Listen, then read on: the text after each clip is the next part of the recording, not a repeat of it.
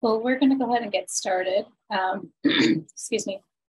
If people could keep on mute and their videos off, we're going to have like a view that's just speaker view until we get to the question portion, and then folks can come off mute and turn on their cameras if they like.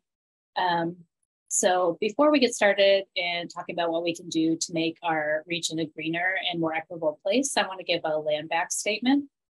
So I am a mixed race Indigenous person by way of Quebec, but a settler on these specific lands. It's from this perspective that I offer this land back statement. Rocky Mountain Wild occupies the ancestral and traditional lands of the Arapaho, Cheyenne, Ute, and Oshodi-Shakowin peoples. In offering this land acknowledgement, I ask us to recognize the state-sanctioned acts of genocide, displacement, and dispossession against the original and rightful inhabitants of this area, and the challenges that Indigenous communities face today as a direct result of past and current colonization.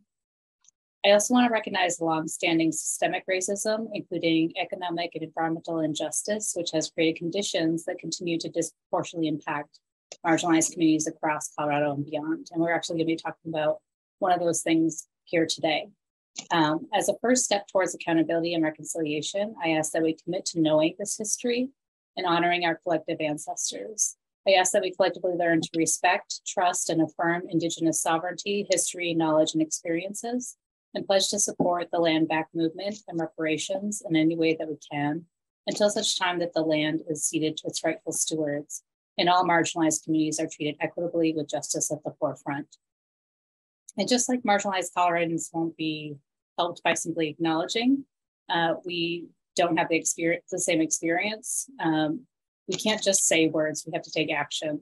So I ask anyone to offer any meaningful action you're aware of in the chat.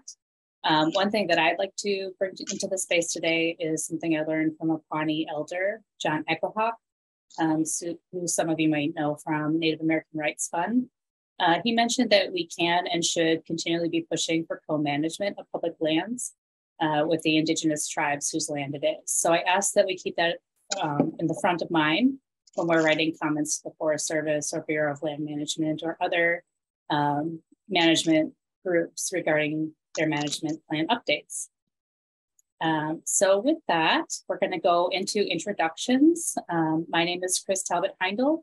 My pronouns are they, them. I'm the communications director and on the leadership team here at Rocky Mountain Wild. I'm a mixed race, light skinned, trans, non-binary individual in my late 30s. I have salt and pepper hair, which is currently up in the ponytail. And I'm wearing a rose gold headset, navy blue and white striped button-up shirt with a black hoodie. And I'll pass it to Caitlin. Thanks, Chris. Hello, everyone. My name is Caitlin Catalino, and I am the Colorado-based National Outreach Representative for Defenders of Wildlife. I use she, her pronouns, and Wild Defenders is a national organization. I am actually speaking to you from our Rockies and Great Plains office, which is in Denver, which is the ancestral and stolen territory of the Arapaho, Cheyenne, and Ute nations. I have long brown hair parted on the side, and today I am wearing a deep red or burgundy colored top, but I'm actually coming to you from my home office today, and so I have a lovely black and white photograph of Paris behind me. Thanks, Caitlin. So you'll notice that we are missing Spirit of the Sun today. They weren't able to make it, so I'm going to be sharing their action and doing my best. And then I'll direct you to their website for more information if you need to contact them. So here's what they shared with me. So Suncor Energy is a Canadian-run company, and it runs an oil refinery north of Denver, Colorado. Suncor is Colorado's only oil refinery and one of our largest emitters of greenhouse gases and toxic air pollutants, and has been operating without any changes to its procedures or pollution controls for years. So in spite of numerous enforcement actions and settlements, Suncor continues to flout air quality laws, putting neighboring communities who are primarily BIPOC and low income at extreme risk. So I'm going to define that for folks. BIPOC is Black, Indigenous, and or people of color. So Suncor has no regard for human or non-human life and will continue to harm our communities if action is not taken. So Spirit of the Sun shared 2 actions. The first one is watching Spirit of the Sun short film on Suncor's impact on Colorado's Indigenous communities. And at the bottom of the link that I'm going to share, there's a form letter to Governor Polis and the Colorado Department of Health and Environment and the EPA asking them to shut down Suncor for good. So that website, folks who can't see the chat, is suncorsundown.org. That's suncorsundown.org. And I'm going to drop that in the chat.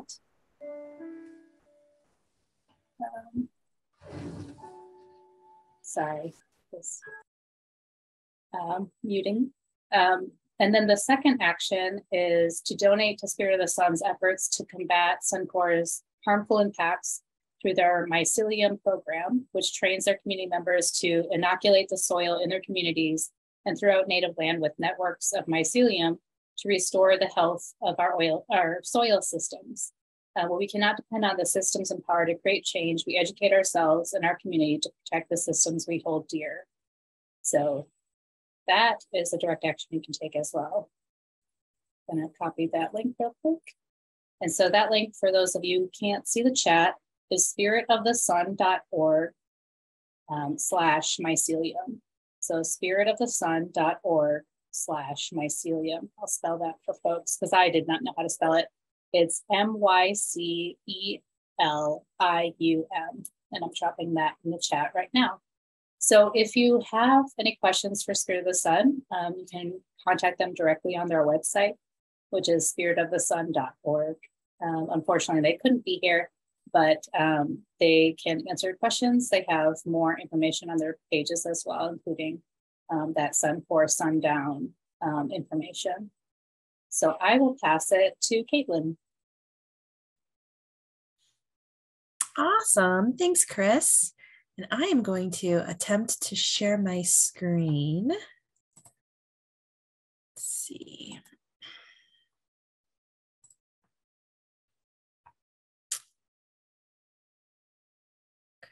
Get us back to the beginning here.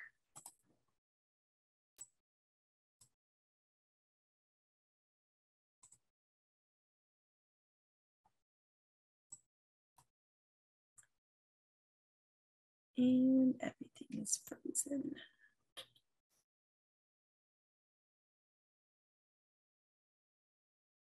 Caitlin, are you still there?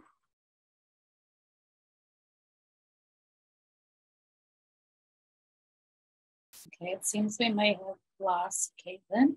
Let me check my email real quick, see if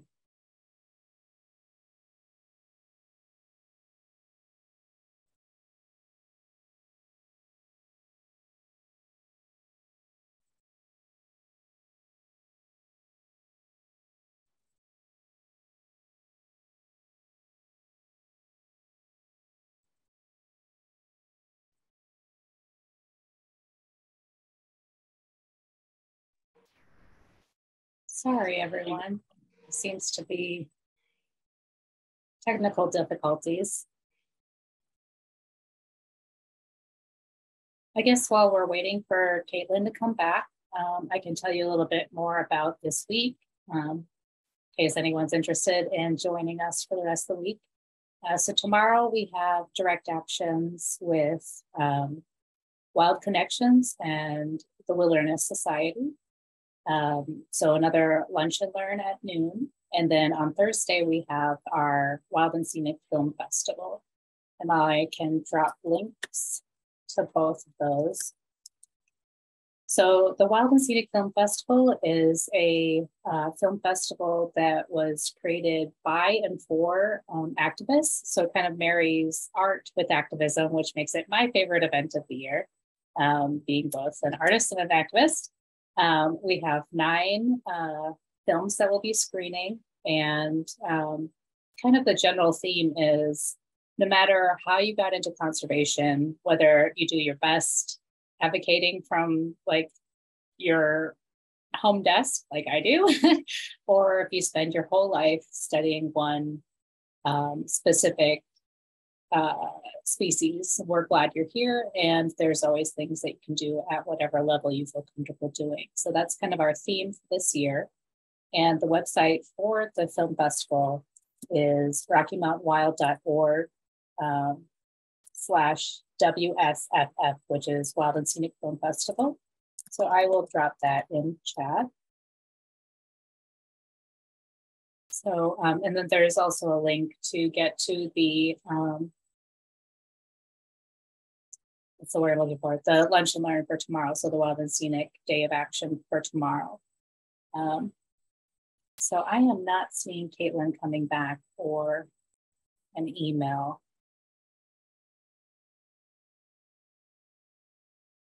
How about let's see. Maybe we can give her a few more minutes in case she has to reboot everything. Yeah, that's good thinking. Thanks, Allison. In the meantime, do we just want to talk about stuff? Does anyone have anything like a direct action that they know about that they want to share?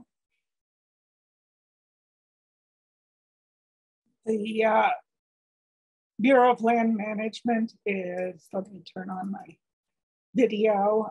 They are proposing sale of oil and gas for oil and gas development in Wyoming and in New Mexico. And there's information on our webpage about how to participate, how to give comments about not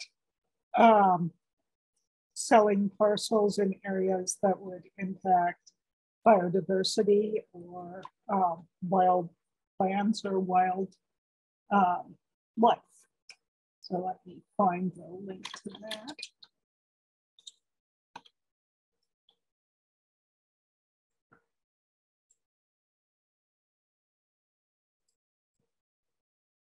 And they're taking comments through November 7th.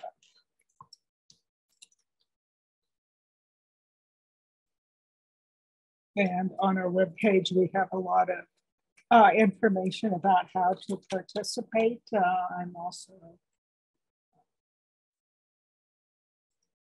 very happy to work with anyone who would like to get more involved with these issues. I've worked with a number of people who've become very active in focusing, engaging in oil and gas leasing. And at this point, I think the Bureau of Land Management is looking for reasons to limit where they're offering these oil and gas parcels. So sending them good comments can make a real difference. They are offering these for sale because of some interesting provisions in the Inflation Reduction Act, which require them to offer parcels for sale if they also want to use land for renewable energy development, which they want to do.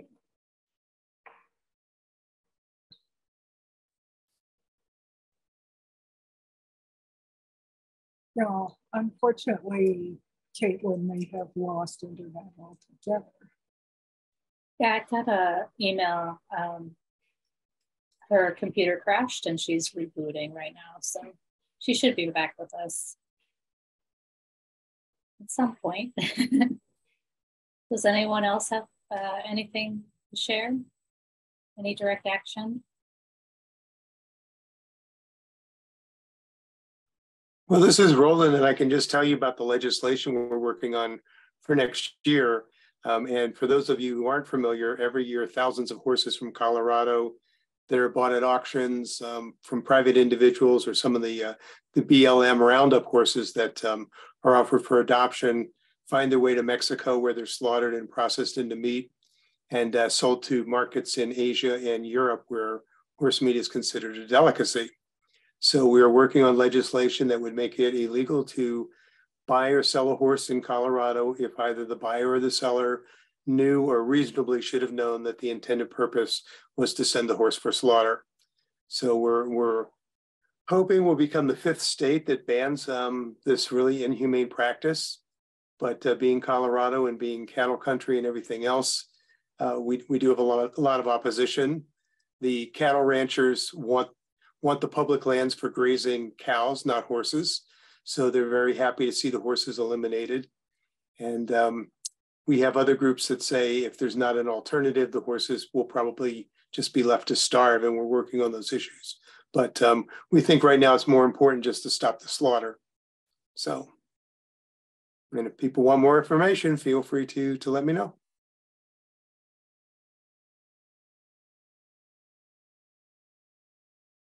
Thank you, Roland. Anyone else?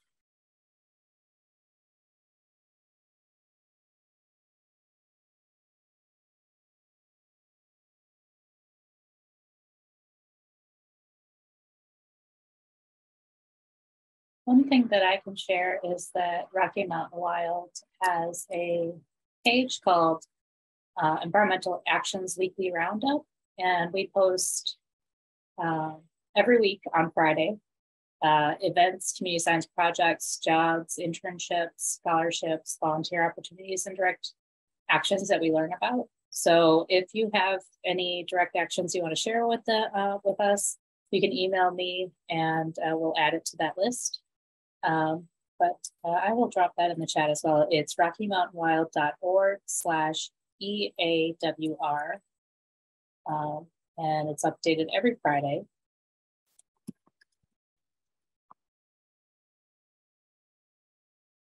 So if you ever just want to do something good, you can just pop on over to that website and there's a list of stuff to do.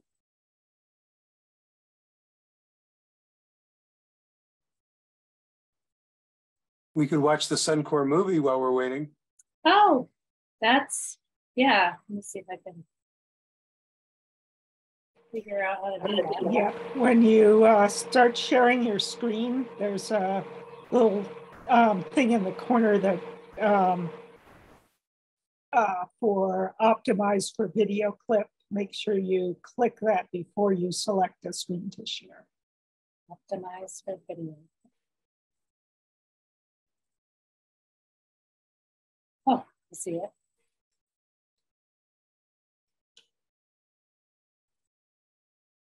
Do folks see that? Yep. Great. I can see it. Perfect. Okay, here we go. Let me know if the volume's weird or anything.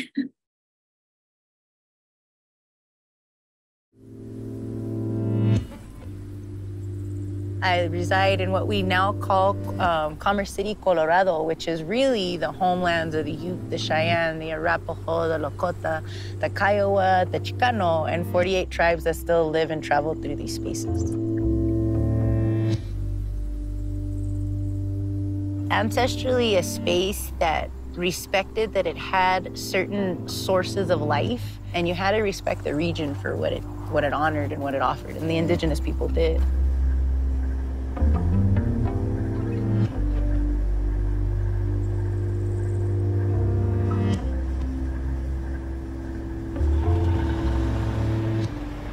They want all of the resource with none of the responsibility of restoring the source of life that they're taking.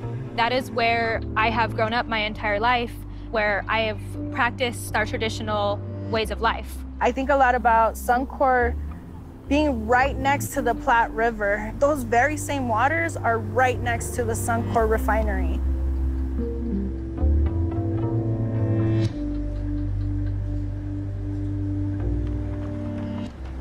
Asking my grandparents about it when they would take us to school, because we would pass by it every single day. You know, they didn't seem like it was that big of a deal. And we started to see the effects on my grandparents' land. My grandparents would wake up in the morning and they would have this film that's on their cars. And since then, it's only gotten worse. And that film is like a yellowish type of color. And you can see some of that yellow smoke. You know, I've been driving down the street and been able to see it. I think about all the teenagers who have to go back inside because the air quality is too bad for them to play out or to ride their bikes. My mother has an autoimmune disease, which now I have also developed as well.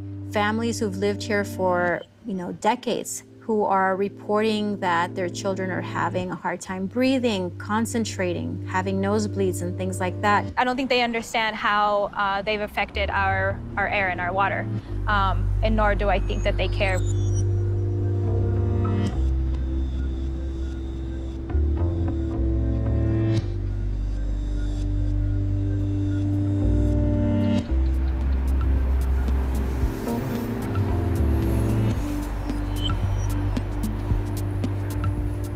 Children had to shelter in place at school in December because of a large yellow plume of ash released by Suncor. Because they come from a space that they can take the resource without ever restoring the space. A life giver understands the rebalance of taking part of that resource for balance, but mostly restoring the space when you're in there so that resource can continue.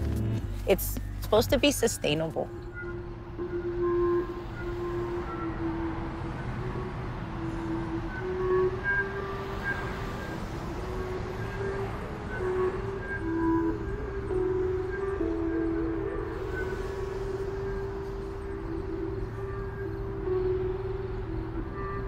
Because it is so close, and because they don't always disclose what's in the air, what's being emitted, we don't really know how it's going to affect us. Vea, tengo tantos años aquí en Commerce City y no nos mandan flyers, pero en sí especificando el por qué y qué debemos de evitar, no lo tenemos. Muchas veces me ha amanecido mi camioneta con un color amarillento muy feo en mi vidrio. We remember a couple of years back when there was this thick yellow dust that was everywhere. It was on our cars, it was on our windows, and Suncor just apologized and said they would offer some car washes.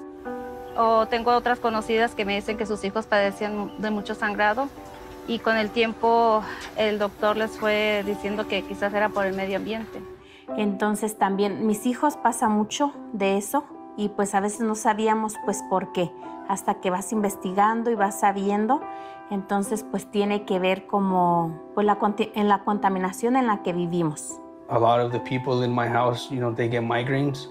Personas que conozco por lo menos tienen a alguien en su familia con asma. Those are some of the things that have been reported by a lot of people in these neighborhoods, right?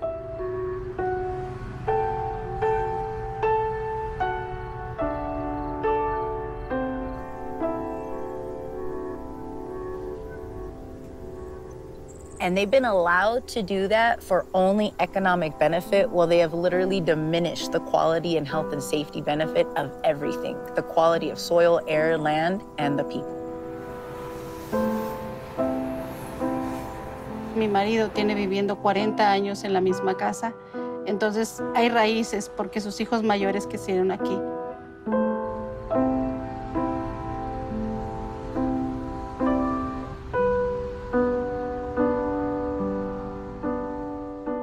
Lo que espera uno de un buen vecino es que siempre estemos en comunicación. Ser un buen vecino es cuidarnos unos a otros y ayudarnos unos a otros, mantener nuestro vecindario limpio. Pero pues un buen vecino es alguien que no te daña y que quiere el bien para ti. When we take care of the earth, the air, the water, we also take care of ourselves and our family, our descendants and our ancestors.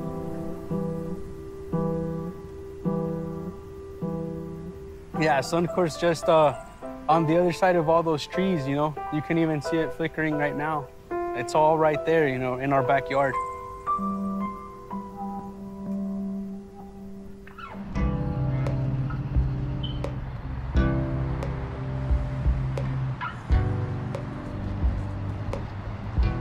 To me, a good neighbor is someone that I can trust next to me. Good neighbors are there to love you and your community just like you love them. You share that space. That is not a neighbor. That's a monster. And it's killing our children.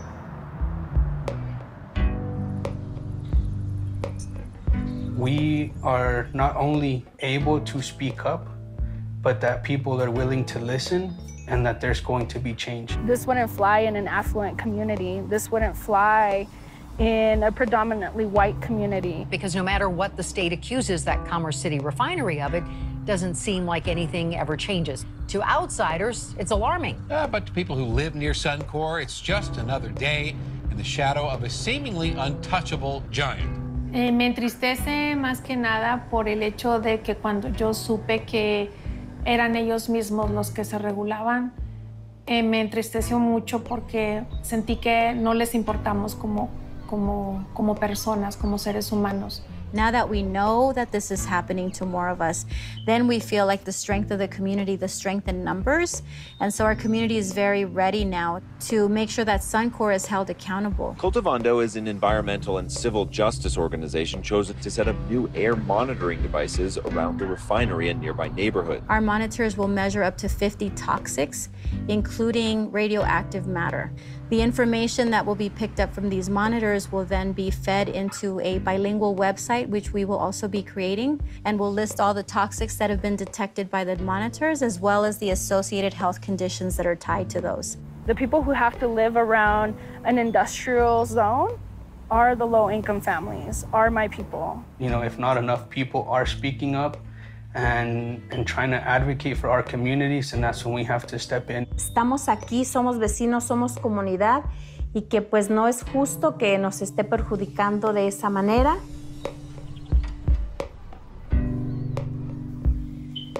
What's at stake right now is our future generations. It's their air, it's their water, it's their life that we're fighting for at the end of the day. Prepare yourselves for the challenges of the climate impacts that are already going to happen. I'm trying to teach them some form of sustainability because I know that they're going to have a harder fight than I did. Don't be afraid.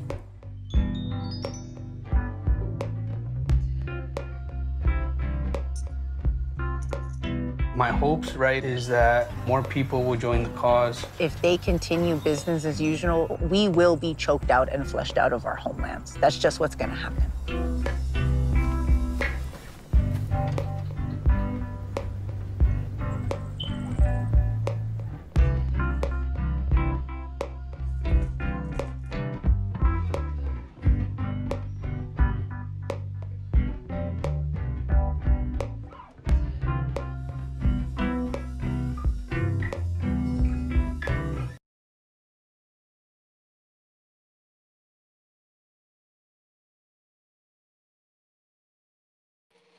Thank you. Great idea to show that. Looks like Caitlin is in back, so we could invite her to speak tomorrow if she's available. If you, well, she just sent another email.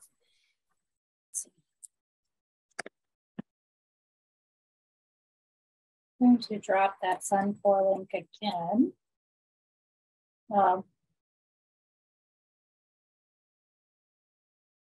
Yeah, she said she's still trying to get back in, so. Does anyone know if those monitors were actually installed and what the results have been? Because it said they were going to start doing it in 2021, so I was just wondering if there's been any reporting on that. Let me check, because I have the link to the company that was doing it.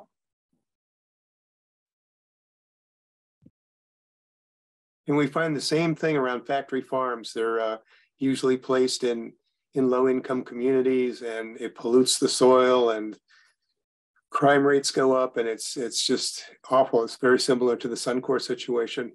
It's just people abusing the land and being more concerned about making profit than taking care of people. Yeah. I found a link from the Cultivando site for air monitoring, and so I put that link into the chat. So it looks like there is some monitoring going on. Got it. Thank you. And Caitlin is back with us. Oh my goodness, I am so sorry. Everything just suddenly crashed. And I can't get it to come back up, but I have my personal computer. So I had to transfer as best I could everything over. It's a little tricky. I'm so sorry.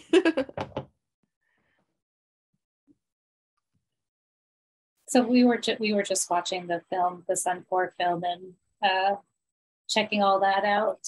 So the stuff is in the chat if you want to follow up later. But are you able to share screen or? I think so. Okay. I can tell I'm a little bit delayed. I don't know. I haven't had internet trouble here before, and suddenly I'm having so many issues.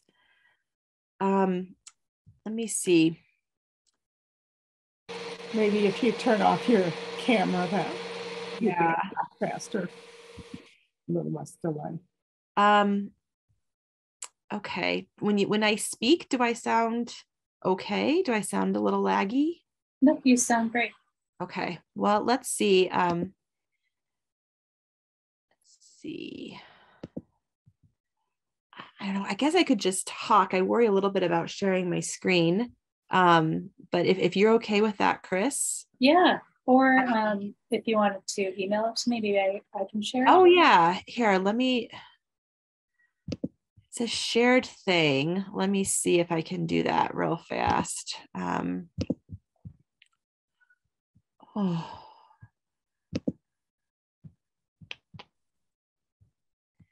So I just sent it to you, Chris. It's in Canva, so I'm not sure what it's going to be like for you to open it. But perhaps I'll just go ahead and get started. And if miraculously something appears on our screen to look at, there's nothing critical. Just on the PowerPoint, just a way to I don't know, keep me on track, but I'll do my best without it. I'm not seeing it. Didn't go to your email? No. Let me see if I can just do a link. Let's see. Okay. And drop it in the chat to you. Oh, wait. I think I got it. All right. Oh, I don't have permission. Okay. Yeah, we might just have to go without it. Yeah, we'll go without it. Again, I don't think that there was anything terribly meaningful with the presentation. All right. Well, after all of that, I really apologize, but I'm excited to tell you a little bit about Senator Manchin's dirty deal. But before I go down that path, I thought I might just tell you a little bit about Defenders. We are a national nonprofit wildlife conservation organization. We have offices across the country. I would say maybe 80% of our staff are based in Washington, D.C. And then we have, I don't know, maybe 7 to 8 field offices across the country. And I am in our Denver field office. Defenders, our primary mission is to protect native plants and animals in their natural communities. We have a focus on endangered species as well, helping to protect species in their path to recovery, and then surviving and thriving as well. We have a 3-prong approach to conservation. We work on the ground. So we have staff who work with federal agencies, state agencies, municipalities, private landowners, ranchers, tribal communities, almost anybody that you can think of, working to protect the land, to protect the environment, making sure that any policies or plans that are moving forward are done with wildlife in mind. That's our first prong.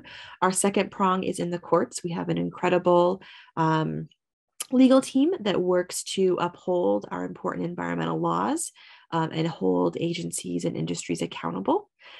And then our third prong is our policy arm, and that's where I'm based. And so we work with federal, state, and local decision makers, ensuring that any new laws that are put in place have wildlife in mind, are protecting wildlife, opposing any laws that might be damaging or harmful, and then certainly making sure that we continue to uphold our critical environmental laws.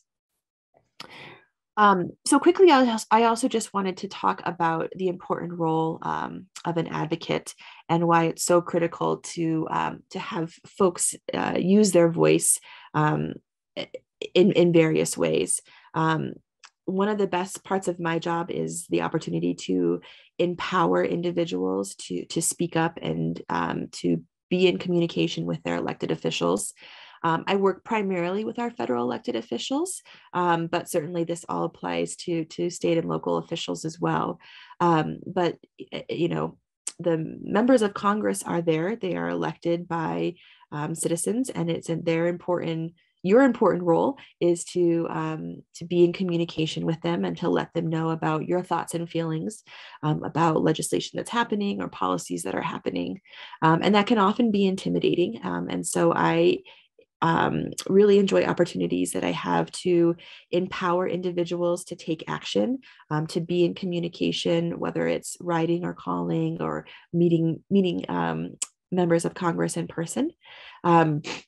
You have this very important role as an educator. There are so many issues that are crossing elected officials' desks on a daily basis, on a weekly basis.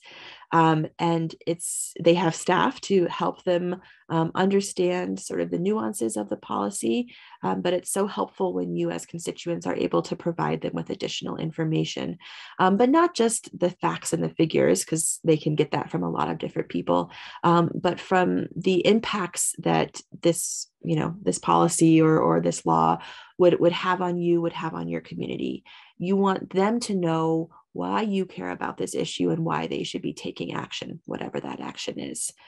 So you're doing an important job of educating, as well as holding them accountable, making sure that, especially if they, made statements in the past or on the campaign trail or, to reporters about, supporting a project that will help our environment in some ways, wanting to make sure that they are following through with that, with the actual vote. I think oftentimes elected officials can think that because they are in Washington, D.C. and you are far removed from them, that they can get away with some things and no one will know. So it's important that you're holding them accountable. And lastly, it's also critical to be developing good relationships. Members of Congress are reliant on their constituents to be sharing information with them about how they are impacted with certain policies. And adding a face, adding an email, adding a name to some of these issues can really help to just develop the issue more in their mind's eye. It's really critical that you are sharing your personal story. You are making your comments as personalized as they can be in whatever form, calls, through emails, if you're meeting them face to face, developing that relationship, being seen as a credible voice on this issue will be really helpful. So all of that background information, a couple of comments here then about the dirty deal, Senator Manchin's dirty deal. So first, how did we get here? So we actually have to go back to this past summer when negotiations over the Inflation Reduction Act were at its peak. And a quick reminder that the Inflation Reduction Act is that historical bill that was passed last summer, which does a number of things, but additionally provides billions of dollars in funding for climate action. And the Senate Democrats needed Senator Manchin's support for the Inflation Reduction Act, and Senator Manchin was wavering and maybe being a little bit more stubborn is a kinder way of putting it. But after many closed-door discussions, he and Senate Majority Leader Schumer finally reached an agreement. However, in exchange for his support, Senator Manchin, who has really strong ties to the fossil fuel industry, demanded that Congress actually pass a bill that would greenlight fast-tracking oil and gas permits. So not only is the substance of Senator Manchin's dirty deal really damaging, but it's also an insult to our democratic process because this happened behind closed doors. These were backroom deals, and there was really no public knowledge about the content, about what this dirty deal would do until it was leaked. So Senate Majority Leader Schumer and Senator Manchin were aiming to include the dirty deal in the must-pass government spending bill that had to be passed by the end of September. And this is the bill that keeps the government funding. However, due to a lot of outrage and opposition from key members of Congress and constituencies, the language was pulled. So this was a very important victory, but we know that the fight is nowhere near over, as Senator Manchin is really still determined to put his language somewhere. He wants it to be included in future legislation. So we definitely have to remain vigilant. So a little bit about what this dirty deal does. In short, it gives the oil industry what they want. It's a handout to the fossil fuel industry, and it makes it easier to get pipeline projects approved at a time when, quite frankly, we need to stop new oil and gas permits in the first place. So in fact, the deal actually requires the government to prioritize 25 energy projects of quote strategic national importance, and subsequently identify new projects to maintain at least 25 ongoing projects over the course of 10 years. So this is all about getting new oil and gas projects out on the ground. So if passed, the dirty deal would, as we mentioned, fast track permit approvals for dangerous fossil fuel projects, but it would also gut bedrock environmental laws like the National Environmental Policy Act, or NEPA for short. So it would place more restrictive timeframes on environmental reviews, which would make it harder for technical experts to weigh in on proposed projects. It would strip communities of their ability to weigh in on projects that directly impact them. And it's really harmful for Indigenous, low-income, and frontline communities that are already facing the compounding threats of pollution and climate change. So backing up for a moment, I want to dive a little bit deeper into NEPA, which is the environmental law that is at risk by Senator Manchin's dirty deal.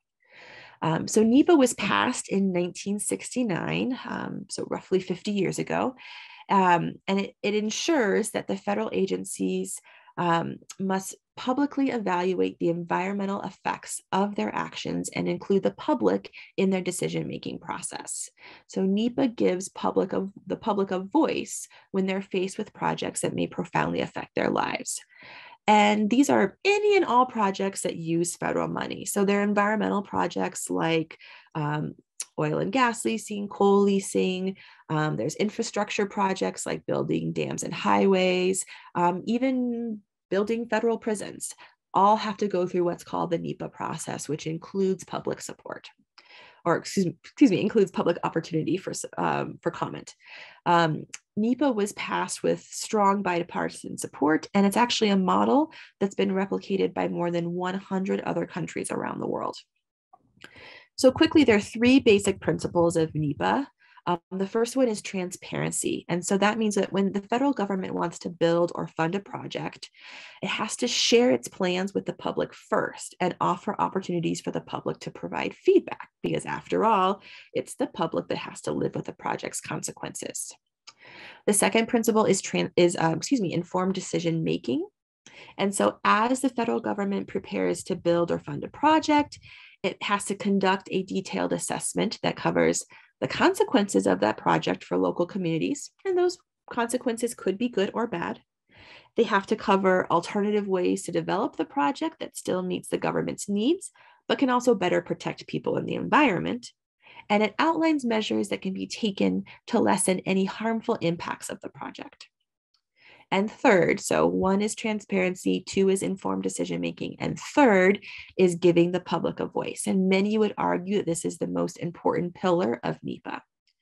So NEPA requires the federal government, it is law, the federal government must ask the public, and especially the local communities, to voice concerns before a project is started.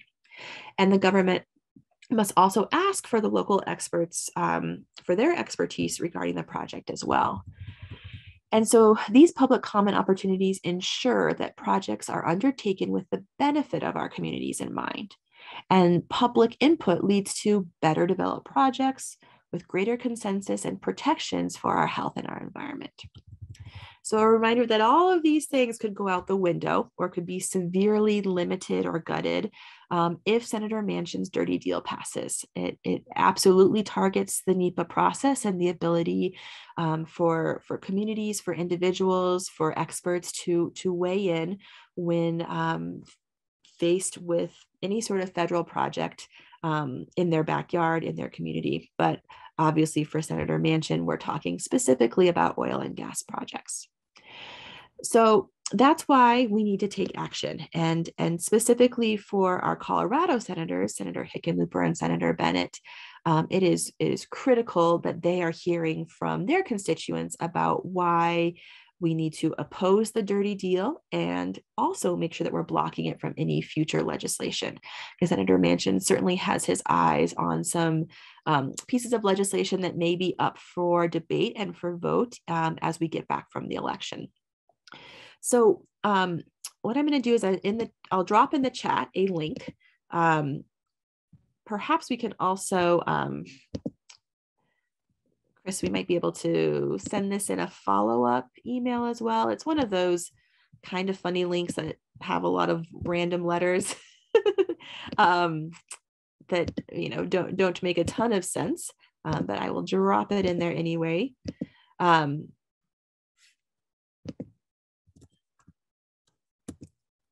So it's p2a.co/S as in Sam, the number 8, W as in whale, I as in igloo, E as in Edward, E as in Edward, and then an uppercase J as in jump.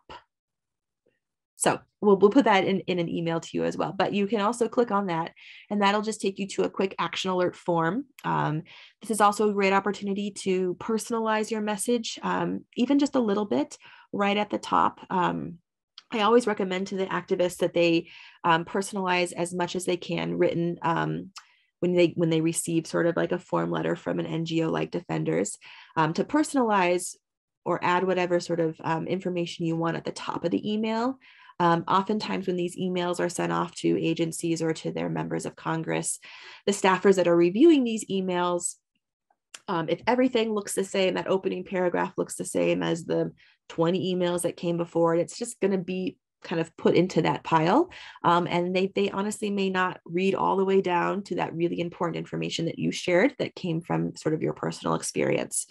So even if it seems a little bit funny, like your English teacher wouldn't approve you putting your comments here at the beginning, I recommend doing it. It's the first thing that they're going to read. They're going to tell right off the bat that it's been personalized. They're going to be able to see your comments right away. And that also, just helps with a little bit more weight behind it. So you can add a personal comment in there. It doesn't have to deal with oil and gas specifically, but if you have ever participated in the NEPA process, if you have ever submitted a written comment to a federal agency about an action that they were undertaking, or stood up to provide testimony, just even explaining that you've had that opportunity and it was so important in the overall process and to your community, that's the kind of stuff that our senators need to hear. And I'll end with a little additional push for Senator Hickenlooper. So he actually happens to be personal friends with Senator Manchin. I'm not sure entirely where their friendship began. I know they were obviously both governors at one point in their career, but Senator Hickenlooper often claims a little bit of credit for getting Senator Manchin to the table when it comes to the Inflation Reduction Act. So this could be a situation where Senator Hickenlooper is trying to be a good friend and help Senator Manchin out and support something that is really important to him. So we want to make sure that Senator Hickenlooper realizes that he is not in Congress because of Senator Manchin. His constituents who can vote him out of Congress are the ones he needs to be listening to and are actually very strongly opposed to this dirty deal from Senator Manchin. So, I felt like I ran through that a little fast, but hopefully it was just helpful background information on the dirty deal and certainly concerns with it. I kind of touched at the highest level. There's a lot of detail. A lot of environmental justice groups are also working very closely on this issue. So if that's an angle you're interested in, I'm happy to provide some additional resources. I'll turn it back over to you, Chris. Thanks, Caitlin. So we have about 3 minutes left. Do we have any questions for Caitlin?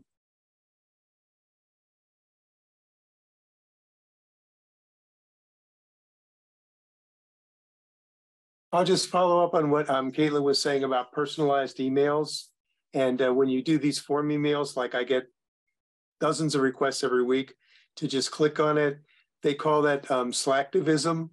And they basically don't count those as being legitimate because they feel no effort at all was put into to sending the message just to click. So Caitlin's really right. Anything you can personalize and personal stories always resonate really, really well.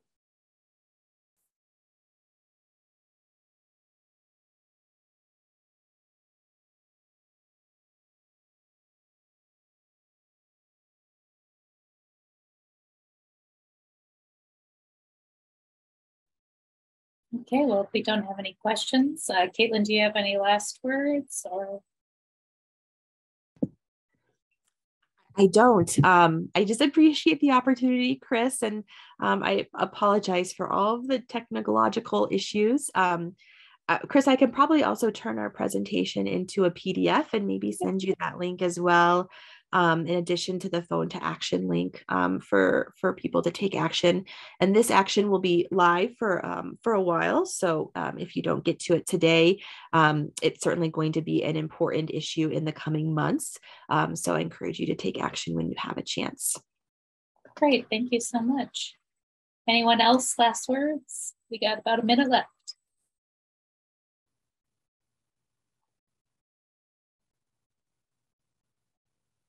Okay, well, thank you so much for joining us and for being really fluid with what we're doing. I really appreciate that. And thank you for the suggestion to play the film, because that was incredibly moving. And I hope everyone goes to that website and takes action today, and also writes to our senators. So thank you all so much for joining, and hopefully we'll see you tomorrow or Thursday or sometime in the future. Thank you so much.